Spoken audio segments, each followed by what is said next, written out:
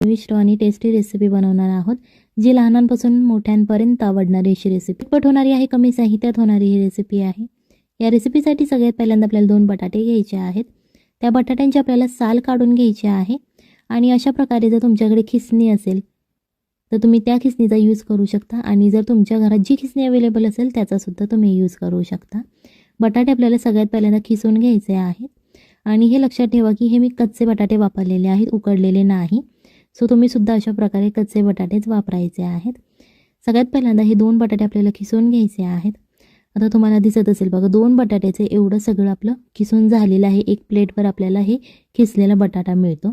एका मिक्सरच्या भांड्यामध्ये आपल्याला 1 कप कच्चा साबुदाणा घालायचा आहे. साबुदाणा घालायचा, यामध्ये पाणी बिलकुल पण घालायचं नाही.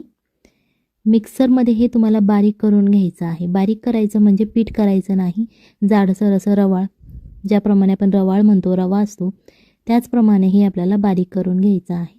कारण रेसिपी करण्यासाठी सोपं जातं. पीठ बिलकुल करू नका. याच्यानंतर तिखटपणा येण्यासाठी आपल्याला हिरवी मिरची घालायची आहे. इथे मी 2 हिरव्या मिरच्या घेतलेल्या आहे. तुम्ही तुमच्या इच्छेनुसार, चवीनुसार मिरचीचं प्रमाण कमी जास्त करू शकता.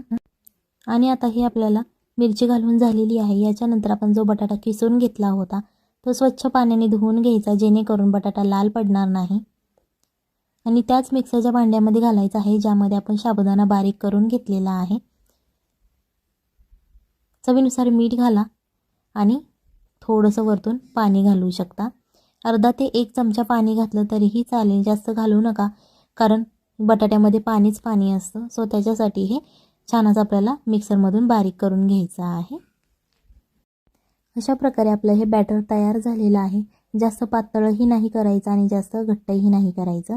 मीडियम असं आपल्याला हे बॅटर तयार करून घ्यायचं आहे. एका बाउलमध्ये आपल्याला हे बॅटर काढून घ्यायचं आहे आणि हे बॅटर तुम्ही काढणार तेव्हा याच्यामध्ये थोडंसं पाणी घालून घ्या, जेणेकरून बॅटर तुमचं वाया जाणं, हे बॅटर घेऊ शकता, जेणेकरून कोणतंही अन्न आपलं वेस्ट जाणार नाही. यामध्ये पाणी घालून झाल्यानंतर हे बॅटर परत एकदा मिक्स करून घ्यायचं आहे, एकजीव तयार होईल. याच्यानंतर आपल्याला अर्धा चमचा जिरे घ्यायचे आहेत, अर्धा चमचा मोहरी घ्यायची. आणि इथे एक टीप आहे, जर मोहरी तुमच्याकडे उपवासाला खात नसतील तर तुम्ही नाही घातली तरीही चालेल. 1 चमचा सफेद तीळ घ्यायचे आहेत आणि अर्धा चमचा लाल तिखट. ही लाल तिखट मी मिरची पूड वापरलेली आहे, कोणताही गरम मसाला यामध्ये वापरायचा नाही. थोडीशी हळदी घालायची आहे, 1 चमचा धने पावडर घालायचे आहे. तुम्ही इथे कोथिंबीरसुद्धा घालू शकता आणि अर्धा चमचा रेड चिली फ्लेक्स वापरायचे आहे, जेणेकरून दिसायलाही खूप छान दिसतं आणि चवीलाही तिखटपणा येतो. सो हे जे सगळे मसाले आहेत ते छान असे चमच्याच्या मदतीने आपल्याला मिक्स करून घ्यायचे आहेत. तुम्ही हाताने मिक्स केले तरीही चालतील, काहीच प्रॉब्लेम नाही आहे. सो आता हे मसाले आपले मिक्स करून झालेले आहेत. खूप छान असे दिसायला दिसतात आणि चवसुद्धा खूप छान देतात. एका छोट्याशा पॅनमध्ये आपल्याला 1 चमचा तेल घालायचं. तेल गरम झाल्यानंतर हे जे आपण मसाले मिक्स केले होते ते सगळे मसाले आपल्याला तेलामध्ये घालून घ्यायचे आहेत. चमच्याच्या मदतीने हे छान असं मिक्स करायचं. मिक्स झाल्यानंतर गॅस लगेच बंद करायचा आहे, जेणेकरून तुमचे मसाले जास्त शिजणार नाहीत, फक्त ते गरम होतील आणि चवसुद्धा खूप छान देतील. नाहीतर तुम्ही गॅस चालू ठेवला तर तुमचे मसाले करपले जातील आणि चव छान येणार नाही. अशा प्रकारे आता आपला हा मसाला छान असा भाजून झालेला आहे. याच्यानंतर आता जे आपण पीठ भिजत ठेवलं होतं ते पीठ घ्यायचं आहे आणि जे आपण मसाले फ्राय केले आहे ते मसाले या पिठावरती घालून घ्यायचे आहेत. सगळे घालून घ्यायचे आहेत, अर्धं वगैरे असं घालायचं नाही, कारण या रेसिपीसाठी आपण जे प्रमाण घेतलं होतं मसाल्यांचं ते सगळं आपल्याला या रेसिपीमध्ये पडलं पाहिजे, जेणेकरून याची चव खूप छान लागते. ही रेसिपी तुम्ही नक्की घरी ट्राय करा, खूप छान चव लागते या रेसिपीची. आणि उपवासाला आपल्याला खिचडी खाऊन कंटाळा आलेला असतो, सो एखादा नवीन चेंज असा आपल्या आयुष्यामध्ये हवा असतो. सो त्याच्यासाठी आज आपण ही रेसिपी बनवणार आहोत. इथे आपल्याला एक ग्लास घ्यायचा आहे आणि प्लॅस्टिकची पायपिंग बॅग घ्यायची आहे, जी केकवाले यूज करतात क्रीम भरण्यासाठी, डिझाईन काढण्यासाठी. सो ती प्लॅस्टिकची बॅग घ्यायची आहे आणि अशा प्रकारे ग्लासमध्ये ती फिट करून ठेवायची. जर तुमच्याकडे प्लॅस्टिकची बॅग नसेल, तुम्ही कपडा घेतला एखादा तरीही चालेल.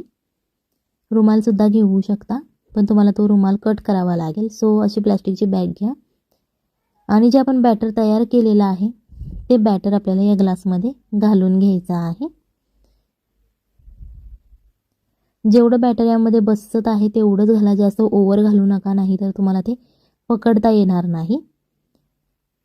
बॅटर आपलं घालून झालेलं आहे. आता याच्यानंतर ग्लासमधून हे बाहेर काढून घ्यायचं आहे आणि बॅटर थोडंसं खालच्या बाजूने दाबून घ्यायचं आहे, जेणेकरून ते पूर्ण खाली सरकलं जाईल.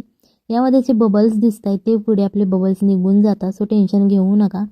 परत हे ग्लासमध्ये ठेवून द्यायचं आहे, जेणेकरून ते छान असं सेट होतं. जराशी एका कढईमध्ये आपल्याला तेल घ्यायचं आहे आणि थोडासा जो पुढचा भाग आहे तो कैचीने कापून घ्यायचा, जेणेकरून यामध्ये जे बबल्स तयार झालेले आहेत ते निघून जातील. तुम्हाला हवं तेवढं तुम्ही कापू शकता आणि अशा प्रकारे तेलामध्ये तुम्ही चकल्या घालू शकता, मी तो घालू शकता. आज इथे मी तुम्हाला 3 पद्धती सांगणार आहे ही रेसिपी करण्याच्या. सगळ्यात पहिल्यांदा ही जी पद्धत आता मी दाखवली ती पहिली पद्धत.